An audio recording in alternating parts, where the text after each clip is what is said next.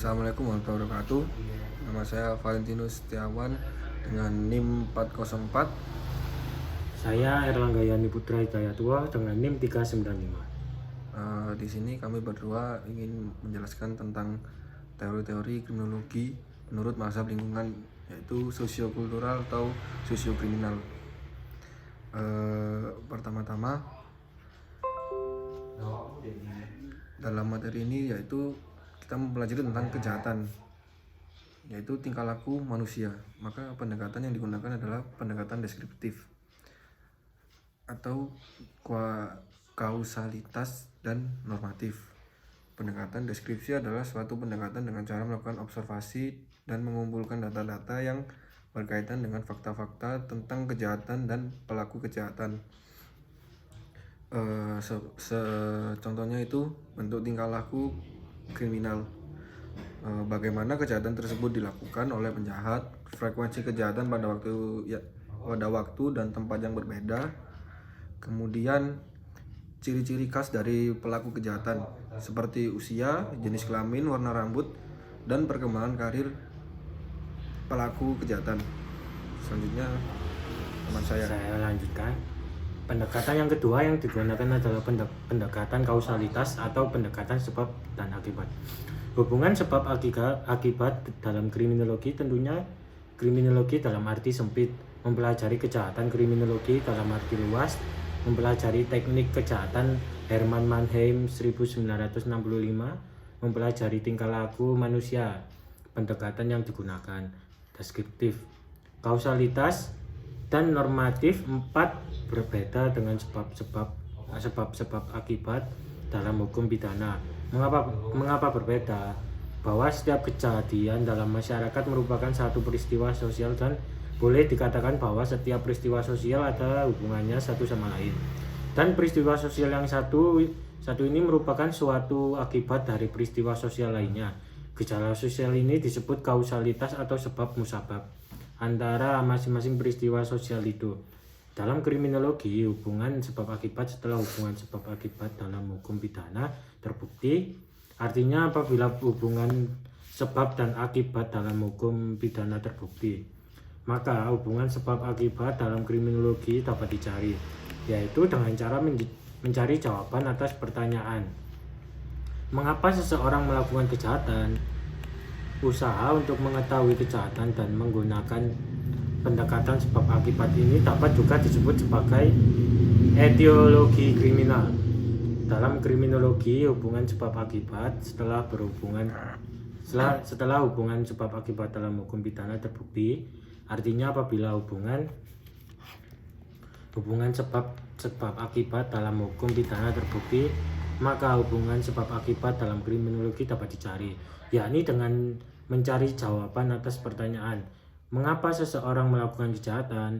Usaha untuk mengetahui kejahatan dengan menggunakan pendekatan sebab akibat ini dapat juga disebut dengan etiologi kriminal. Dalam pendekatan normatif, kriminologi dikatakan sebagai ideografik disiplin.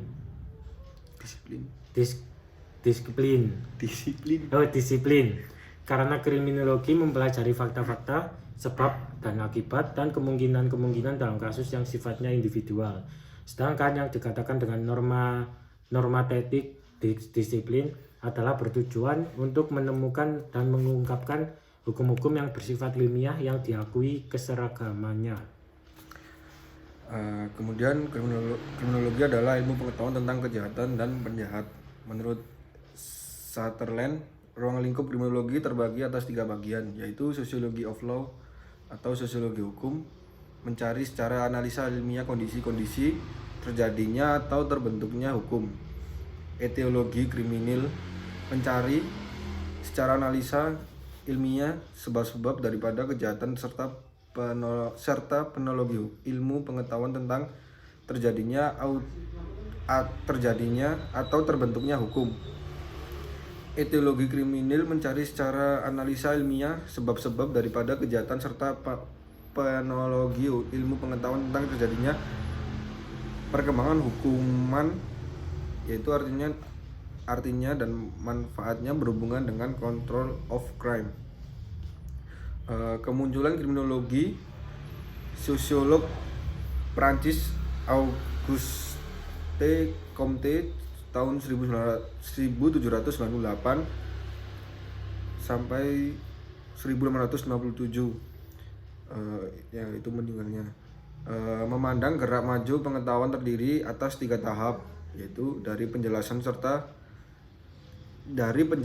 serba biologis menuju pendekatan metafisik atau filosofis hingga penjelasan ilmiah. Sebelum munculnya hukum pidana modern pada abad ke-18, agama merupakan basis primer kontrol sosial di luar organisasi kekerabatan. Penjelasan teologis menggunakan basis-basis supranatural atau dunia lain untuk memahami realita. Penerapan secara sistematis metode ilmiah memungkinkan manusia membuka banyak misteri berbagai abad.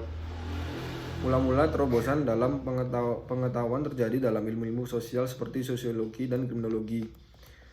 Karena metode ilmiah memberi pemahaman utama dan kemampuan untuk memprediksi dan mengontrol realita fisik, diharapkan dengan metode-metode yang sama bisa diterapkan pada dan terbukti berguna dalam ilmu sosial.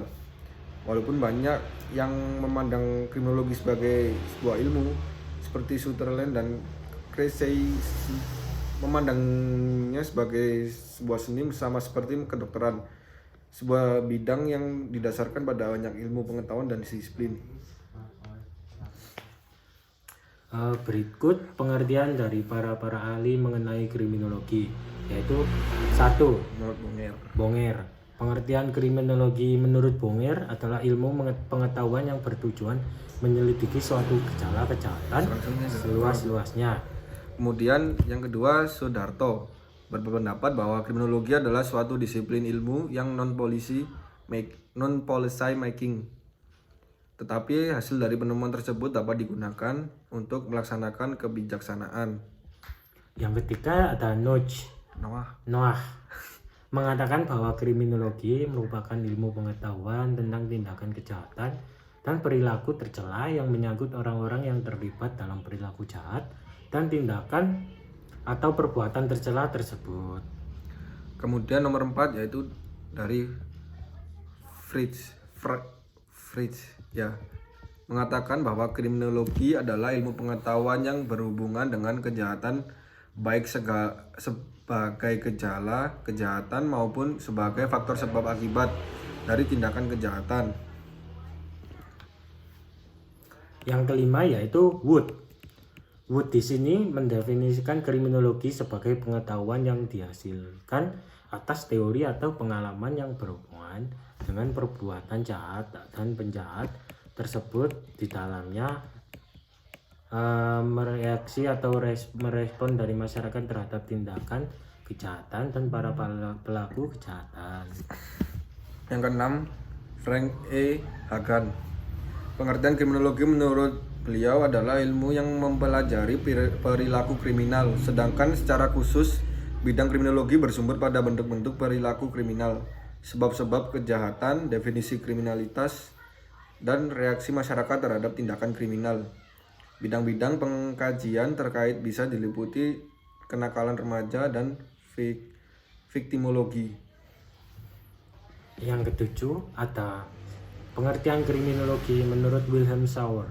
Kriminologi adalah ilmu pengetahuan tentang kejahatan yang dilakukan oleh individu dan bangsa-bangsa yang mempunyai budaya, sehingga objek penelitian kriminologi ada 2, yaitu perbuatan individu dan kejahatan. Kemudian yang ke-8 dari Abdul Syani.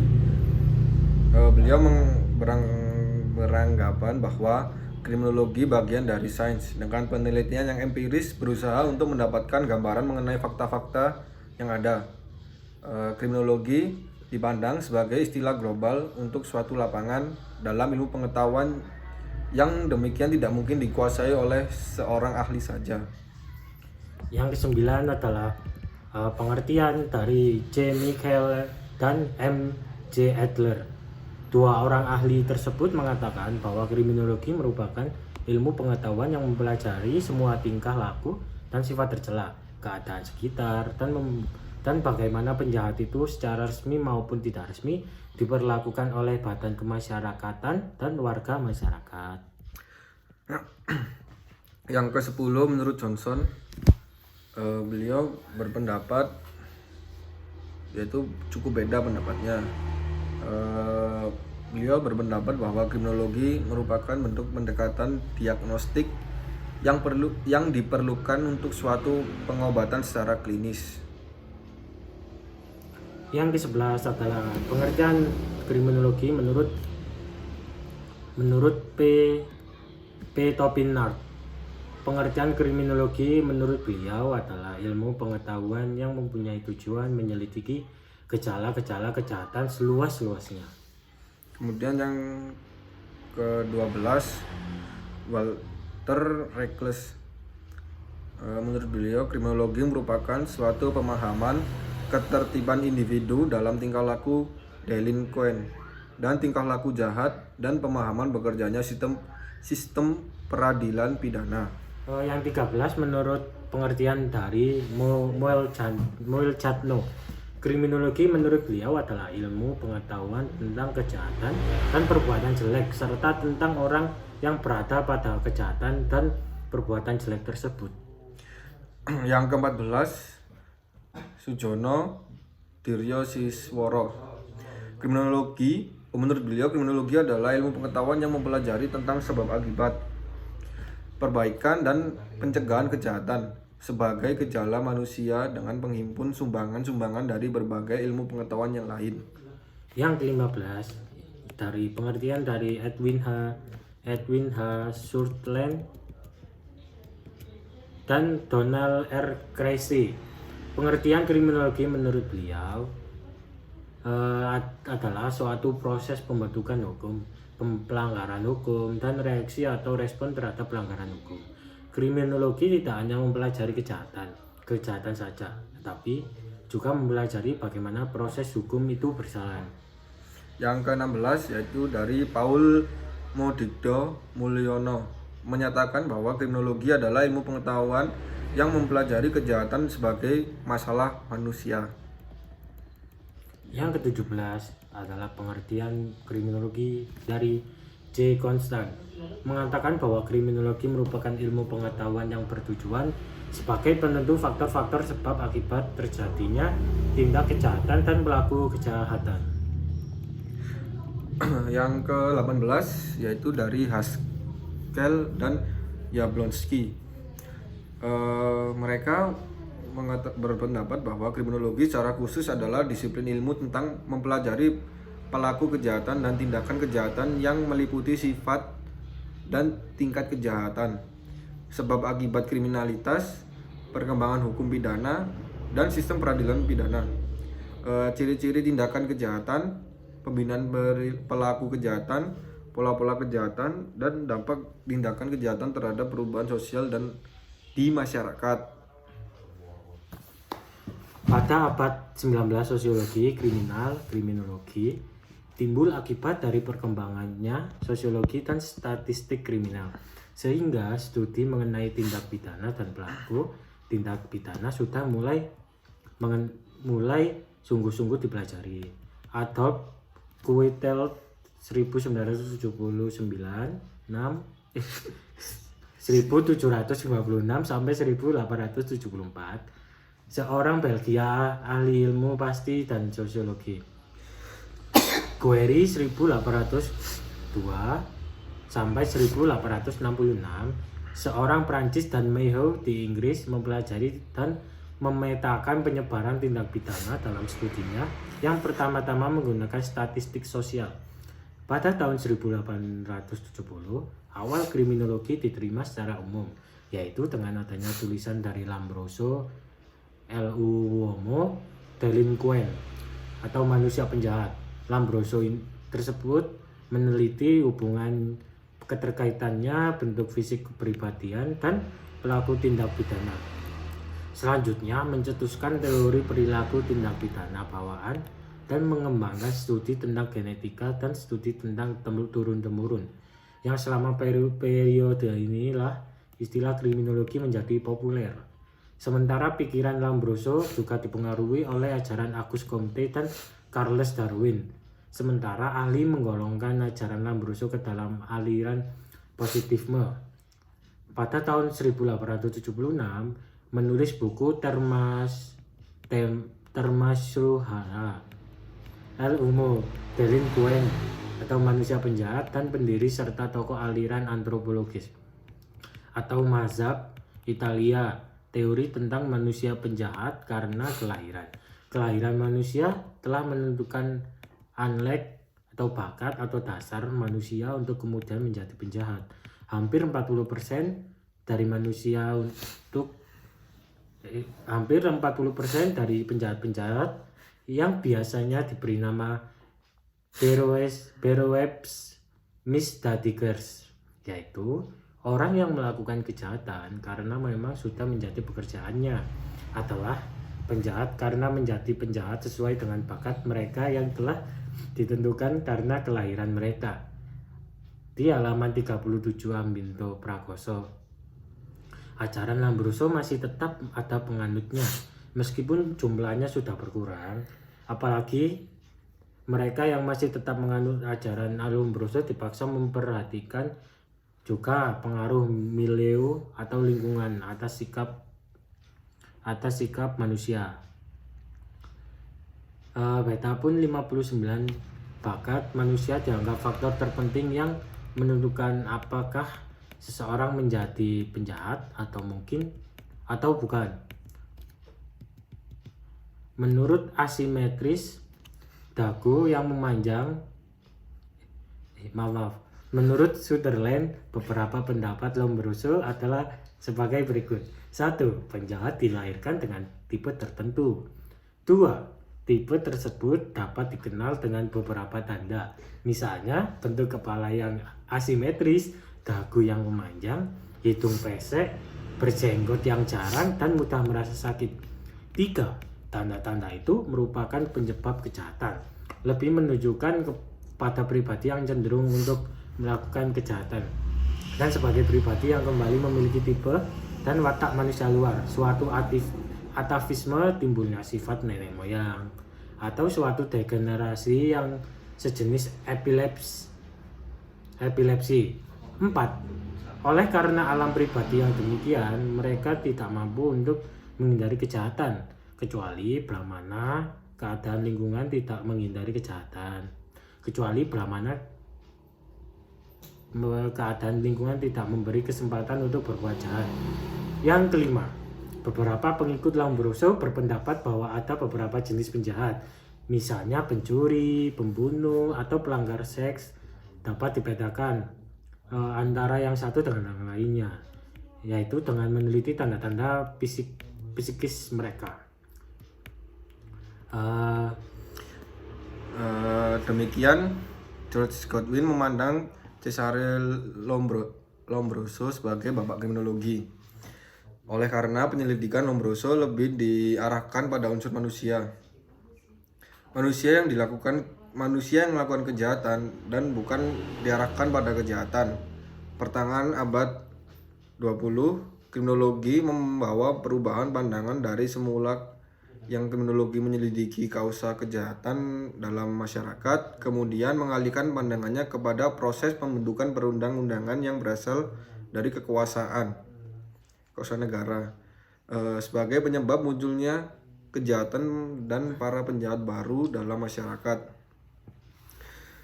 Kriminologi juga memandang bahwa kekuasaan negara adalah penyebab dari kejahatan dan seharusnya bertanggung jawab atas merebaknya kejahatan dalam masyarakat yang dikenal sengai aliran kriminologi kritis. Aliran ini menyebar ke 60 negara bagian Amerika Serikat dan melahirkan New Criminology. Beberapa studi tentang kejahatan dalam masyarakat yang dikenal sebagai aliran klasik abad 18, kemudian aliran positif dan aliran sosiologis pada abad 19, dan aliran social defense pada abad 20. Kemudian perkembangan studi kejahatan yang berkisar pada peranan hubungan individu dan masyarakat, terlepas dari peranan hubungan antara negara dan masyarakat. Aliran kriminologi kritis telah berusaha membalikkan sejarah perkembangan studi kejahatan dengan menegaskan bahwa perundang-undanganlah yang mengakibatkan munculnya kejahatan. Artinya bahwa dalam perkembangan kejahatan maka peranan negara yang notabene mengatur ketertiban dan keamanan dalam masyarakat sangat besar sehingga setiap proses pembentukan perundang-undangan terutama pidana serta langsung atau tidak langsung merupakan proses kriminalisasi. Pandangan aliran klasik bertolak belakang dengan tujuan kita hidup bernegara, antara lain mendapatkan ketertiban, keamanan, dan kesejahteraan sosial. Sehingga pandangan ini menimbulkan pertanyaan tentang apa yang harus dilindungi oleh siapa, karena negara sendiri sebagai penyebab kejahatan. Kebenaran pandangan ini sesungguhnya berkaitan dengan proses stigmatisasi yang melekat terhadap siapa saja yang terbukti sebagai pelaku kejahatan. Aliran positif. Aliran modern atau aliran positif muncul pada abad ke-19 yang dimulai dengan ide determinisme manusia. Pemahaman ini menggantikan doktrin kehendak bebas. Bagi aliran positif, manusia dipandang tidak memiliki kehendak bebas, tetapi dipengaruhi oleh kondisi internal dan eksternal manusia itu sendiri. Ada 3 segmen teori dalam aliran positif. Pertama, segmen biologis. Lambrosian mempertimbangkan karakteristik fisik penjahat. Kedua, segmen psikologis, meliputi antara lain faktor psikologis seperti neurosis, psikosis, dan gangguan psikotik yang membuat seseorang melakukan kejahatan. Yang ketiga, segmen sosial positifme yang ditemukan di Adolphe Quetelet, Rawson, Henry Mayhew, dan memikirkan faktor sosial Durkheim, termasuk properti anggota subkultur, tingkat pendidikan rendah, kota padat, distribusi kekayaan sebagai faktor penentu dalam kejahatan. Adapun hukuman sekte ini menganjurkan bahwa mereka yang bertanggung jawab tidak dihukum. Karena itu hanya korban keadaan di luar kendali mereka sebagai individu. Tindakan yang lebih strategis adalah mereformasi lingkungan sistem atau sosial, ekonomi, budaya, dan politik secara holistik. Selain itu, terapi khusus untuk pelaku yang memiliki masalah psikologis dan biologis positif adalah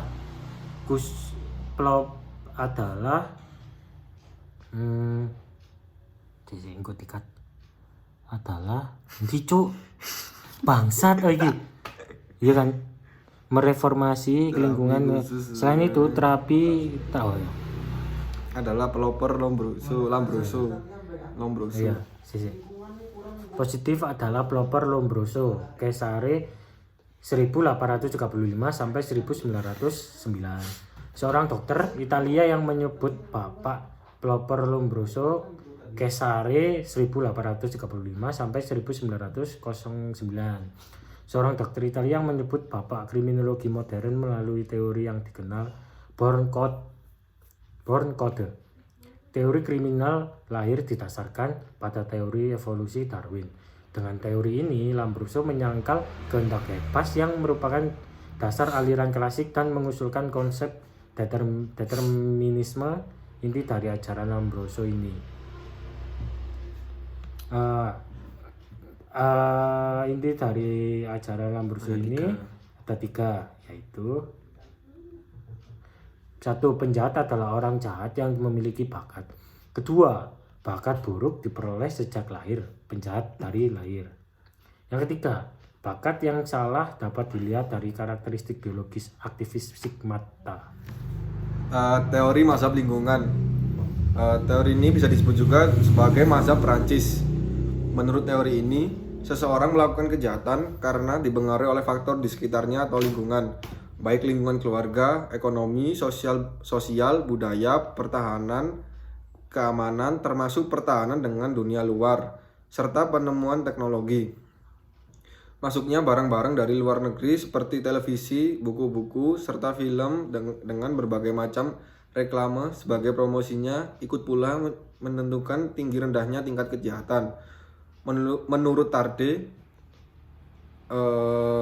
orang menjadi jahat disebabkan karena pengaruh imitation. Berdasarkan pendapat Tarde tersebut, seseorang melakukan kejahatan karena orang tersebut meniru keadaan sekelilingnya. Teori sosiologi kriminal.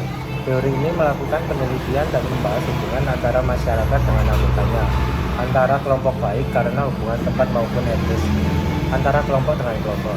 Sepanjang hubungan tersebut dapat menimbulkan kejahatan.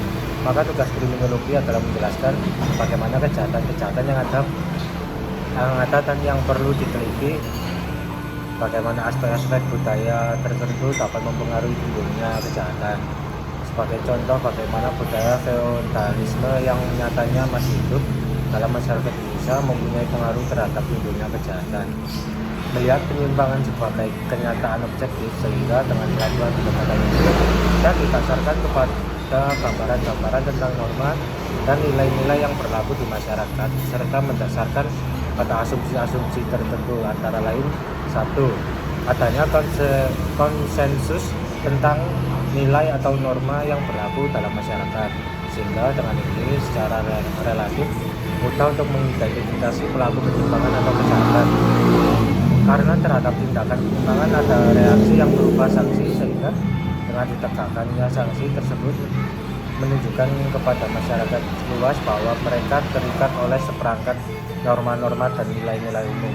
Untuk melakukan pendekatan ini, maka diajukanlah beberapa pertanyaan dasar, yaitu yang pertama, kondisi-kondisi sosiokultural apa yang dapat dianggap paling menghasilkan kejahatan.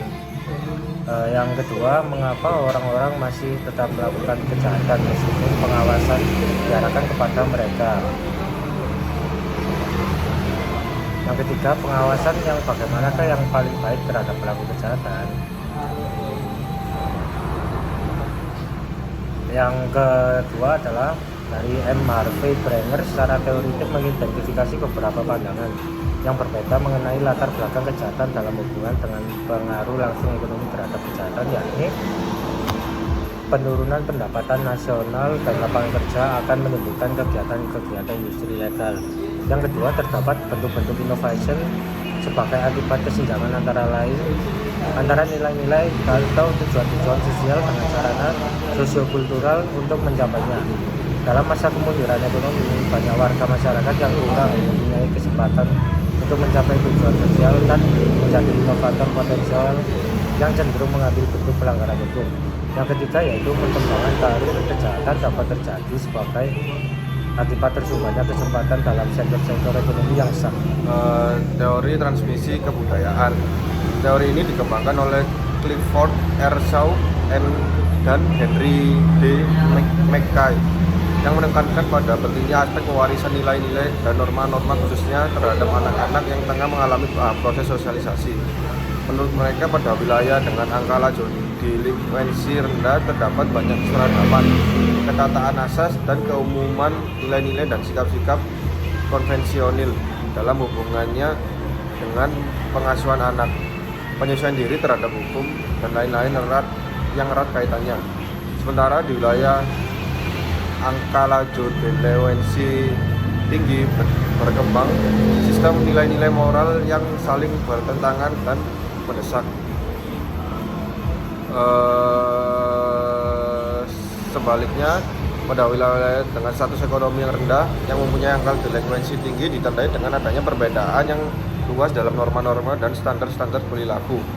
Dua sistem ekonomi yang saling bertentangan melibatkan secara kasar kesempatan-kesempatan yang sama bagi para pekerja, serta dalam peningkatan taraf kehidupan.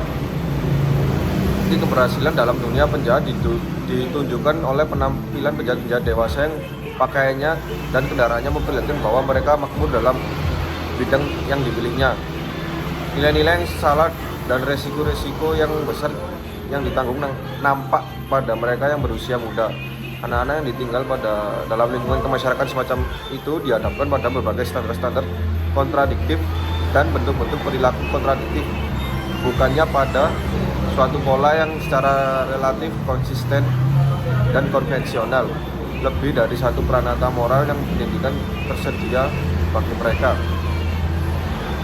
Ya, sekian dari penjelasan kita berdua. Ada kurang lebihnya kami mohon maaf.